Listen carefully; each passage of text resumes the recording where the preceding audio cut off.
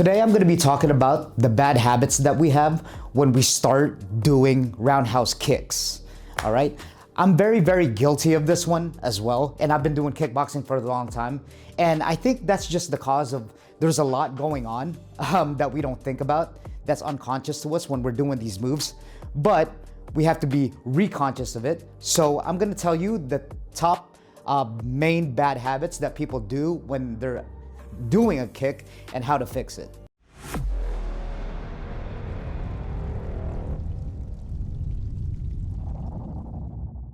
All right, guys, welcome back to my channel. My name's Chris. Welcome back to Sicat Kickboxing Club. And if you haven't done so yet, if you're getting value out of these videos, please subscribe, like this video, and share it with a friend. It really helps out the channel. And I also run a Speakeasy podcast. If you're interested in kickboxing, martial arts, jiu-jitsu, wrestling, and all that stuff, I got guests from high-level pros to practitioners to hobbyists, and you could get a lot of tips and tricks on if you're on your martial arts or kickboxing journey. And also join my site. It's chrissicat.com. The kickboxing channel is on there, the podcast, and I also got an email list, and I also blog.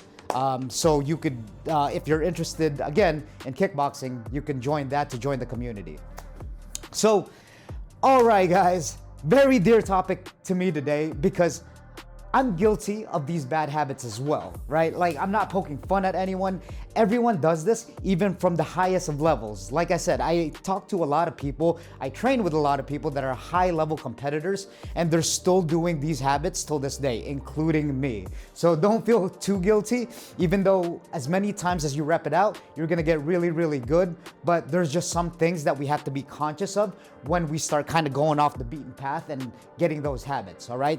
So I am gonna get right into it. I'm gonna talk about my number one peeve that I actually do myself. But I actually fixed it up, and the more I remind myself of this, the more conscious I am when I'm doing this move, especially when I'm hitting a bag, when I'm like in my own head and just kind of hitting the bag and I'm noticing little things that about my technique.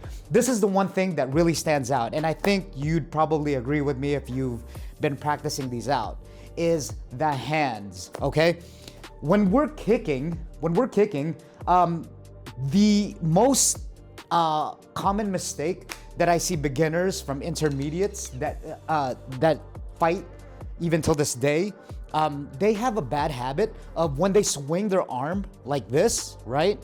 When they swing their arm to go up for a kick, and then you notice on my other video how I teach you where to put your hands like a ninja star so you're protected and you could frame off people, is that people will naturally, including me, put their hand down like this. You see that? So watch. When I'm kicking, this is what it's supposed to look like. Okay? Here, you see? You notice my arm, like it's covering here. There's a few reasons for that, which I'll go over really quick, is that number one, like I said, it's to frame off people just in case you miss the kick so that you're protected, right? You got this frame protected, your shoulders here, your hands up here, and you're protected here, right? So when you're doing a kick, you're off balance and you're in a very vulnerable spot. So you want to be protected for that. The second thing is that what a lot of people don't really notice and they don't utilize, but they're actually doing when they're throwing the quote unquote ninja star, as I say, is that they're actually covering people's faces, which is a good thing. It's like blocking the other person's view or distracting them when you're doing this with their hands. Look, I'm gonna do it to the camera, okay? Like I'm kicking, look. Right? It's like blocking your vision. It's blocking the other opponent's vision, which I know it kind of goes passive like when we're doing it, because the main point of throwing your hands like this is to protect yourself, but really you're doing two things at once. You're blocking here, and you're also causing a distraction, blinding your other opponent. So there's that. The main reason why people will kind of put their hands down, and again, I still do this till this day because there's so much going on in fighting, but I'm more recognizant of it, is that people, they'll start off like this, and you do, or it feels like you're getting more power. It just feels more natural when you're swinging your hand down, right? Because you're doing this pendulum motion, and it seems like you're getting a lot of momentum out of it. But in reality, it's actually the same. Now, I'm not saying that throwing your hand down is wrong. If you've been following my channel for a while, I always like to say never, right? Because in fighting, there's so much circumstances, like there's not one way to do it, but mostly these techniques are how you do it. So you're gonna default back to these techniques when everything's like gone wrong and you don't know what to do and you're like freaking out. It's gonna be second nature for you to do these techniques so you stay protected just naturally and unconsciously while you're fighting someone at like 1,000 miles per hour, right? So, so the reason why people do this like this, right? They'll kick like this. Boom. They'll have their hand down right here where they should be having it up right here to protect themselves. They just feel like they're getting more power out of it. That's definitely how I feel, especially when I'm hitting the Thai pads with a partner. It just has more impact to it. But the more I started thinking about it, that's what it seems. It's almost like an illusion, right? And the risk to like reward ratio is not even comparable. I'd rather have you have less power when you're doing this ninja star, even though it's not less power if you do the right technique properly, is that when you're doing this like ninja star move, as you're coming up, you're more protected. You're, like I said, disguising and distracting your opponent, right? Like this, right? You're blinding your opponent. And plus, it's just the right way to do it. That's how the quote unquote Thai fighters, that's their whole purpose of why, they'll do that. It's not so much, the motion is to get momentum, but at a certain extent, which is that extent. It's not going all the way down, it's coming here. Again, throwing like a ninja star. Shout out Johnny Parsons, UFC welterweight. That's who taught me that move. Love you, bro. Anyway, so there's that. The second peeve is that if you look on the camera below here, right? It's the footing. It's the placement of the footing. So what I mean is that people will pivot, right? Look at the foot here. They'll pivot and they'll kind of do this, right? Look, they'll turn their foot like this and then they'll go all the way around.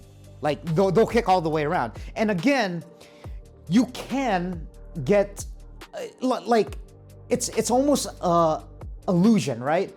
I'm not saying it's completely wrong, but you're missing a step that completely messes up like your flow of your technique. And what I mean by that is that when people pivot like this, look at the bottom camera, okay? Look, when people pivot just like that, right?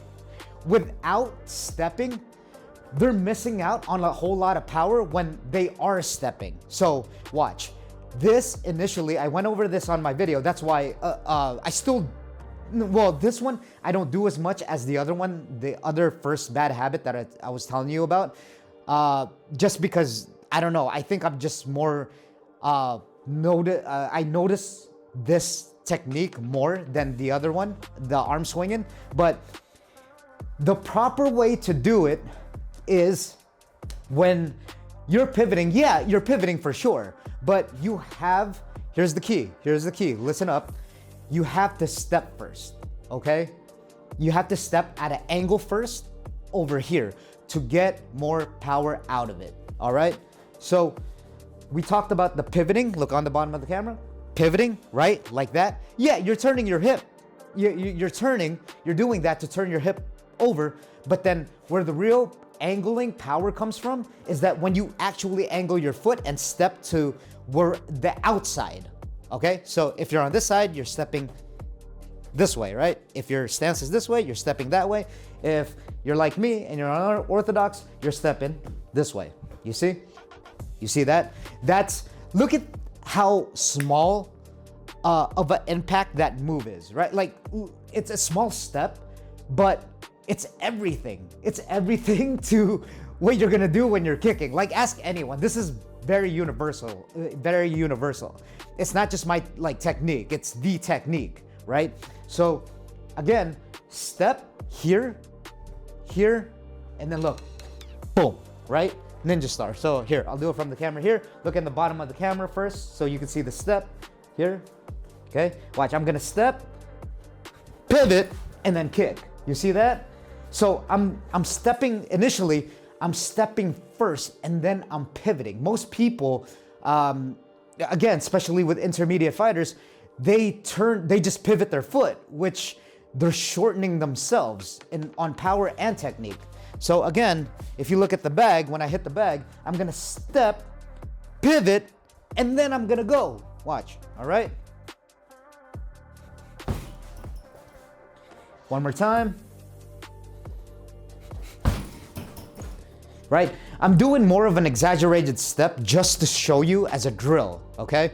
Obviously, it's gonna be a lot quicker, but again, break it down into steps. So step first, pivot, and then you go ahead and kick.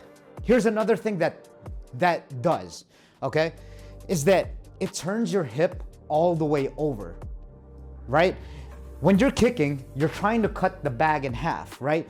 If you're trying to do like a really powerful roundhouse, your butt, like if I'm kicking, look, I'm gonna show you this way. If I'm kicking, my butt is directly facing the camera because my hip is turned all the way over and it's chopping whatever I'm trying to kick, okay? So look, when I'm kicking, I'm gonna step, do the step again, look on the bottom, I'm gonna do the step again, and then look, now my butt is gonna be facing the camera. You see that? Look, one more time.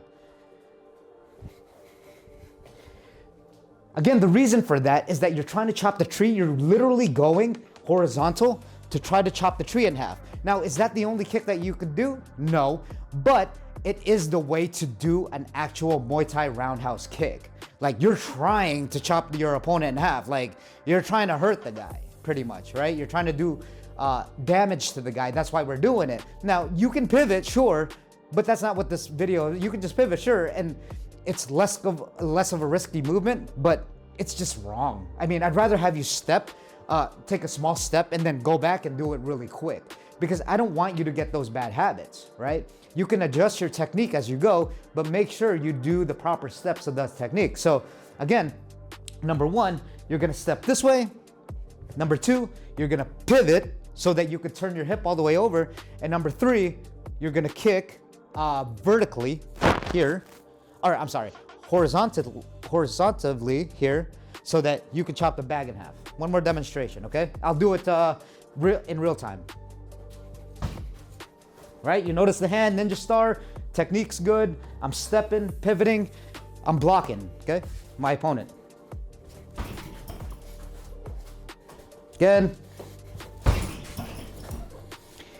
All right, guys. That is pretty much what I've seen as far as kicking. I wanted to leave it, there's a little bit more, but the others are like minute, and not that, you know, I don't want to go over them because I pay attention to the smaller details, but I also don't want to overwhelm you. And the biggest things, these two habits over here that I just explained are the biggest things that I have to correct my students over and over and over. And it's what I observe in actual live fights, right? And I know, again, it's not that you could do it perfect every time. I mean, I do it when I'm not conscious of it. Sometimes I'll do it and then I have to readjust and be like, oh, okay. I have to notice and be self-aware and conscious that I'm doing it, and then I got to refix the habits on the bag, right? I mean, this is what we're here for.